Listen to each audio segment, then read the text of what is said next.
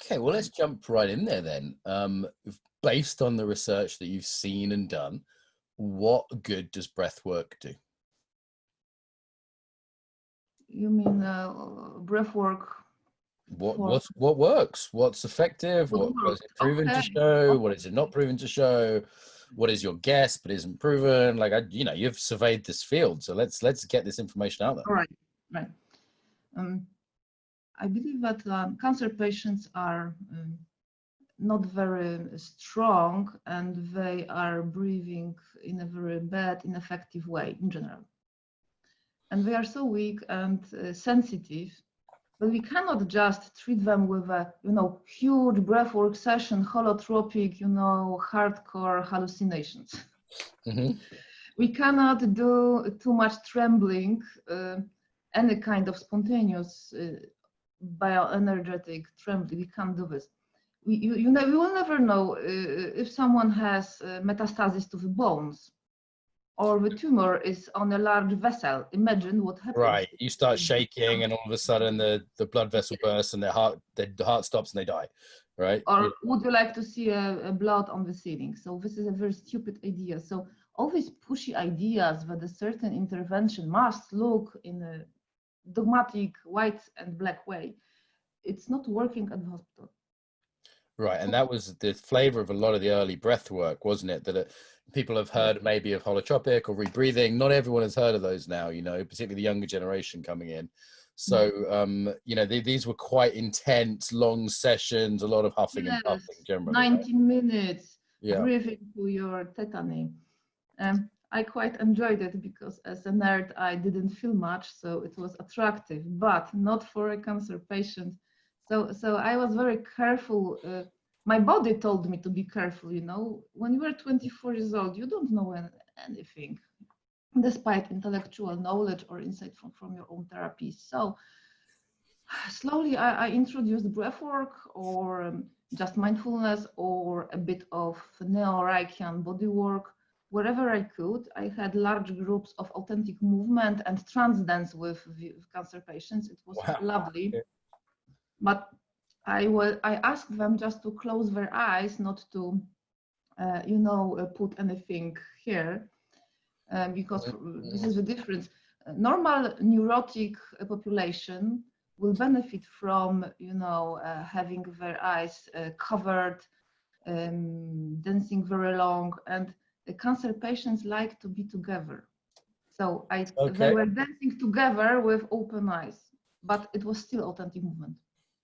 So all my experiments, and I am this kind of person that every day without an experiment is a lost day, really.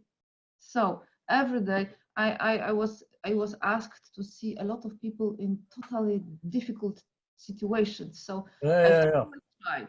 Everything might happen. Patient, for example, the patient did not want to quit respirator because of fear, or I am called to radiotherapy ambulatory because the patient has a very strong claustrophobia and I have 15 minutes. So we start, usually I have a nice little protocol to teach people circular coherent breathing to ease the heart, to teach them about the tingling is not dangerous, and it usually helps. Yeah. If it's very bad trauma, people usually fall into trance when I'm teaching them how to breathe. The body chooses whether it is a trance or it is a meditation. It is not my choice. And as a therapist, sorry to jump in. Could you just define coherent and circular breathing? I know what they are, but listeners might well. Let's define. Okay. Circular breathing might be fast breathing. Medium speed breathing of about 10-12 breaths might be a very slow type of breathing, and different speed of breathing regulates different part of our nervous system, of course, and it regulates the work of our heart and our and the blood tension. So normally coherent breathing, this is the most effective breathing from the heart's perspective. So it is 6 breaths per minute, and it's being done in a different ways. I am doing in a way that will not affect, it will not put a pressure on the heart, because I don't know, the patient is like a surprise, yes? We still don't know what's in the heart. So I never push on exhalation, and I ask them to breathe like a nice big mammal. So nice deep breath, starting from the belly, of course, up to their lungs, and normal exhalation like a ease, like a feeling of being released without pushing or stopping or cutting this exhale into pieces. So this is basic coherent breathing, and some people are using applications. Metronome or... I'm just counting on my fingers, or using the sound for the patient if the eyes of the patient are closed. Sometimes it's 15 minutes, and it will give immediate release of claustrophobia. We will work, me and this patient, we will work on the deeper issues. I was supposed to have a large presentation on the cancelled Society for Research in Psychotherapy Congress about this small protocol on claustrophobia. So the patients usually have a larger trauma lying beneath the claustrophobia. Yes, out of the last 12 patients, 8 of them had accident. 2 had a car accident, 1 was kidnapped by gangsters, and the other people were just, it was mine accidents. I am living in a coal mine area.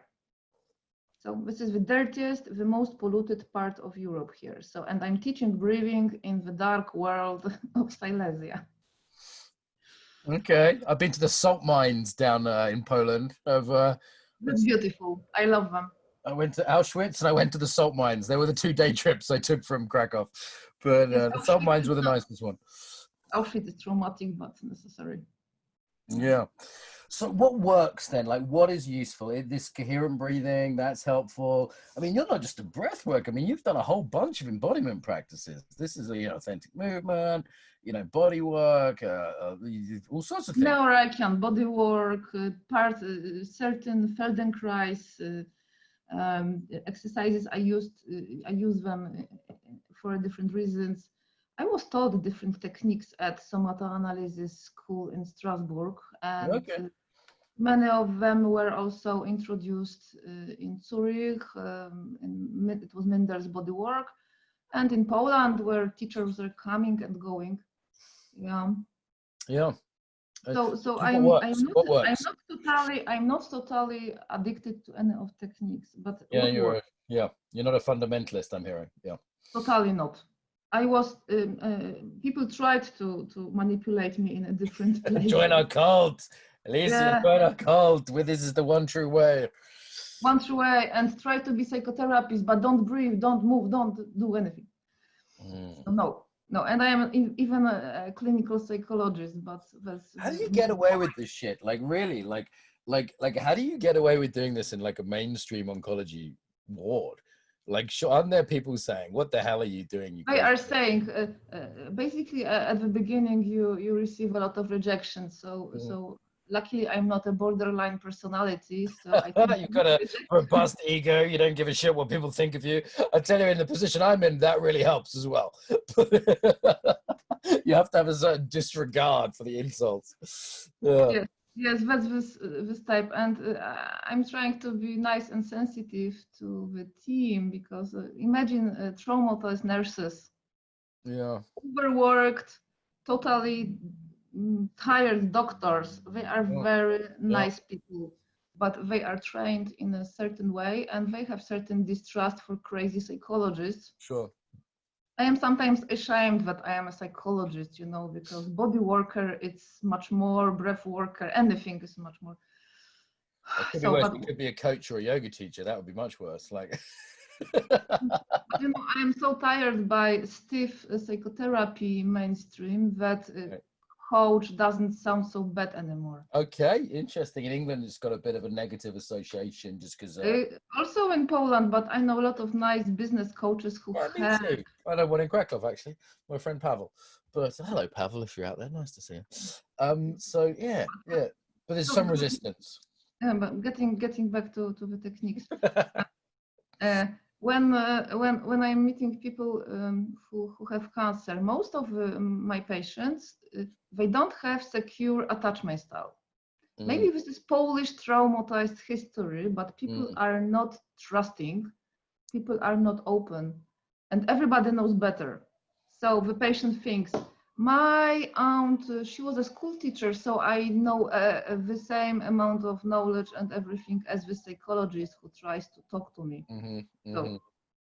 So I often propose them small things which will get them into a different place very, very, very fast. So when I change the pattern of breathing, the mood changes. This is the first thing.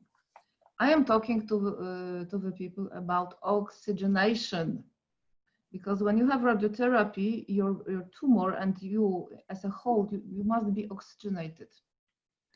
So I teach people about body, about molecules, even if they are uneducated. I am talking about, the keys with wings, like in Harry Potter movie. And they accept it. So we breathe.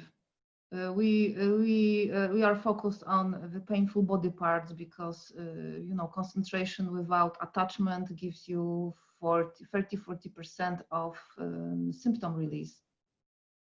People who have radiotherapy, they are burned. So it's a real pain. They are covered with blisters. Right. Yes, large operations. I work with the patients who have large reconstructions of whole face, who have no eyes, imagine, who have large tumors everywhere. So we need to focus on the painful part without attachment or pushing. So this is the part which gives immediate release. So sometimes it's difficult when you have alcoholics or people who are addicted in some other way. But I am happy to work with everyone who is breathing. Okay, that's the criteria. They have to be breathing. They have to be breathing. I didn't try afterwards. It's difficult. And